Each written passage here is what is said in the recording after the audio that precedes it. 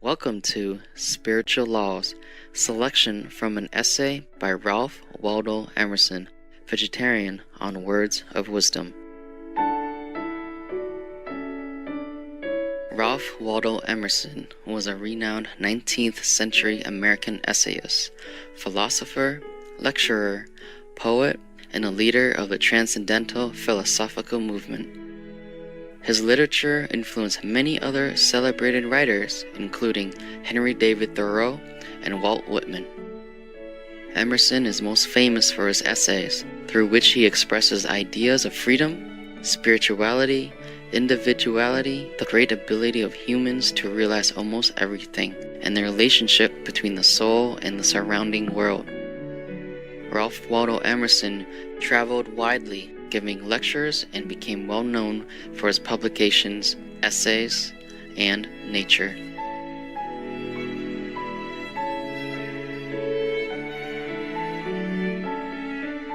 Today, we will invigorate our minds and spirits with an excerpt from one of Mr. Emerson's perceptive essays entitled Spiritual Laws. The philosopher's honest approach in explaining some spiritual aspects suggests a fresh view on them for us, the enthusiastic audience.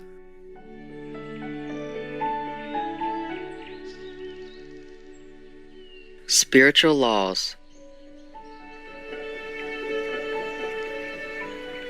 When the act of reflection takes place in the mind, when we look at ourselves in the light of thought, we discover that our life is embosomed in beauty.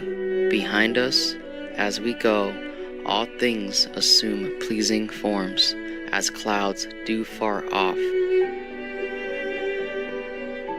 Not only things familiar and stale, but even the tragic and terrible are comely, as they take their place in the pictures of memory.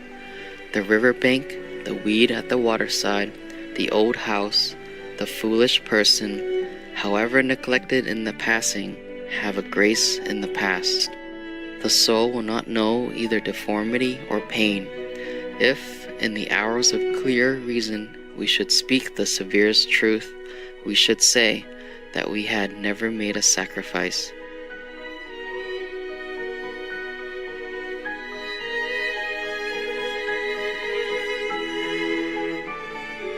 In these hours, the mind seems so great that nothing can be taken from us that seems much. All loss, all pain is particular. The universe remains to the heart unhurt.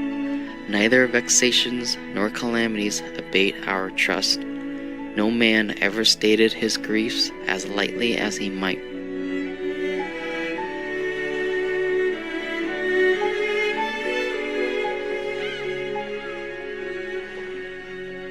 Allow for exaggeration in the most patient and sorely ridden hack that ever was driven. For it is only the finite that has wrought and suffered. The infinite lies stretched in smiling repose.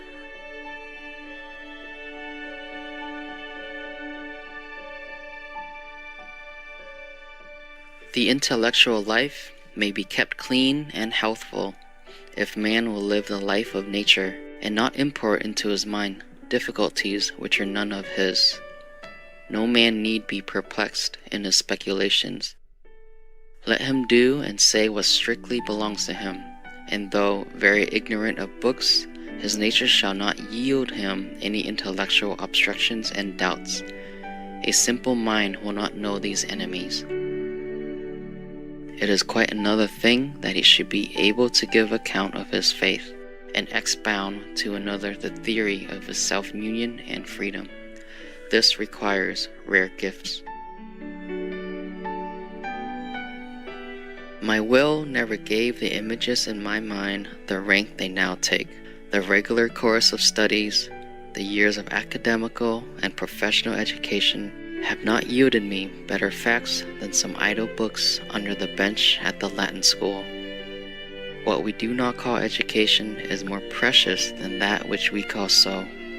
We form no guess, at the time of receiving a thought, of its comparative value, and education often wastes its effort in attempts to thwart and bulk this natural magnetism, which is sure to select what belongs to it.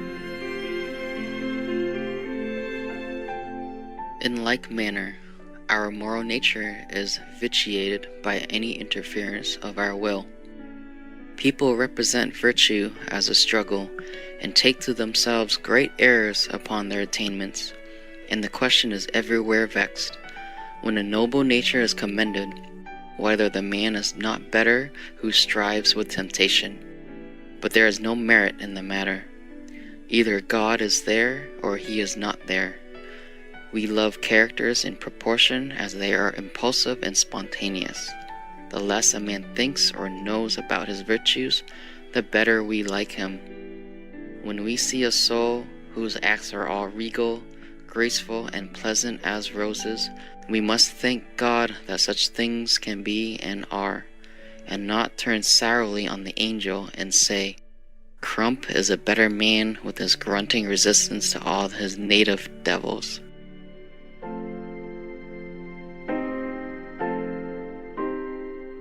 Not less conspicuous is the preponderance of nature over will in all practical life. There is less intention in history than we ascribe to it. We impute deep-laid, far-sighted plans to Caesar and Napoleon, but the best of their power was in nature, not in them. Men of an extraordinary success in their honest moments have always sung, Not unto us, not unto us. Psalm chapter 115, verse 1 in the Holy Bible. According to the faith of their times, they have built altars to fortune, or to destiny, or to St. Julian. Their success lay in the parallelism to the course of thought, which found in them an unobstructed channel, and the wonders of which they were the visible conductors seemed to the eye their deed. Did the wires generate the galvanism? It is even true that there was less in them on which they could reflect than in another, as the virtue of a pipe is to be smooth and hollow. Could Shakespeare give a theory of Shakespeare? Could ever a man of prodigious mathematical genius convey to others any insight into his methods? If he could communicate that secret, it would instantly lose its exaggerated value, blending with the daylight and the vital energy, the power to stand and to go.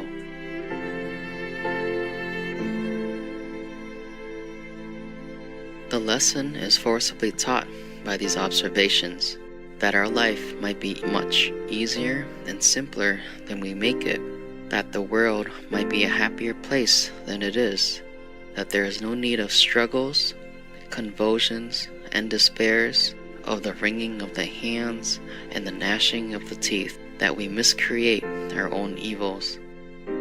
We interfere with the optimism of nature, for whenever we get this vantage ground of the past, or of a wiser mind in the present, we are able to discern that we are begirt with laws which execute themselves. The face of external nature teaches the same lesson. Nature will not have us fret and fume. When we come out of the caucus, or the bank, or the abolition convention, or the temperance meeting, or the transcendental club, into the fields and woods, she says to us, So hot, my little sir.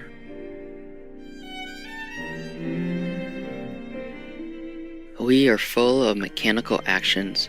Love should make joy, but our benevolence is unhappy. Why should all virtue work in one and the same way? Why should all give dollars?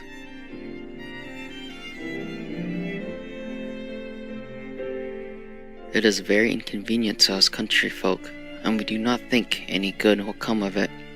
We have not dollars. Merchants have. Let them give them. Farmers will give corn. Poets will sing. Women will sew. Laborers will lend a hand. The children will bring flowers.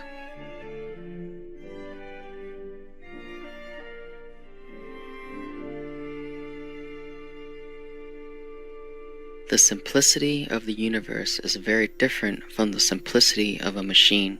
The simplicity of nature is not that which may easily be read, but is inexhaustible. The last analysis can no wise be made. We judge of a man's wisdom by his hope, knowing that the perception of the inexhaustibleness of nature is an immortal youth. The wild fertility of nature is felt in comparing our rigid names and reputations with our fluid consciousness.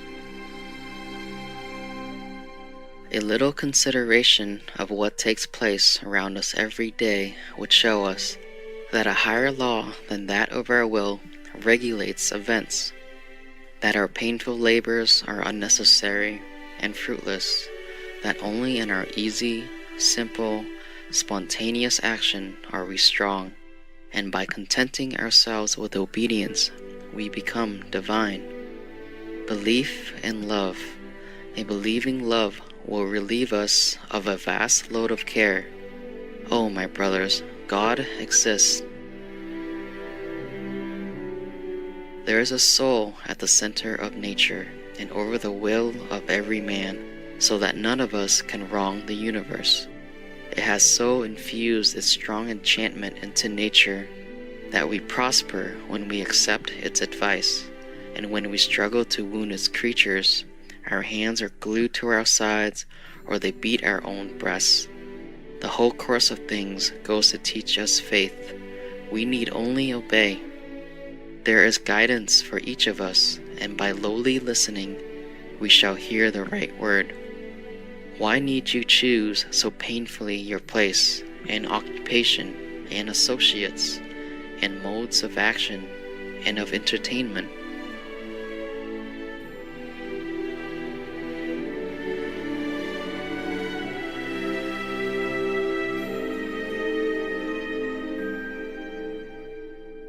Certainly, there is a possible right for you that precludes the need of balance and willful election. For you, there is a reality, a fit place, and congenial duties.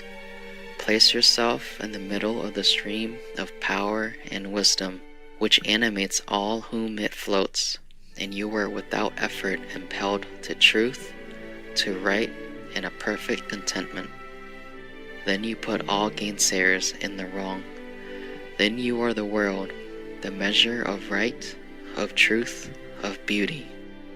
If we will not be marplots with our miserable interferences, the work, the society, letters, arts, science, religion of men would go on far better than now, and the heaven predicted from the beginning of the world and still predicted from the bottom of the heart would organize itself, as do now the rose, and the air, and the sun.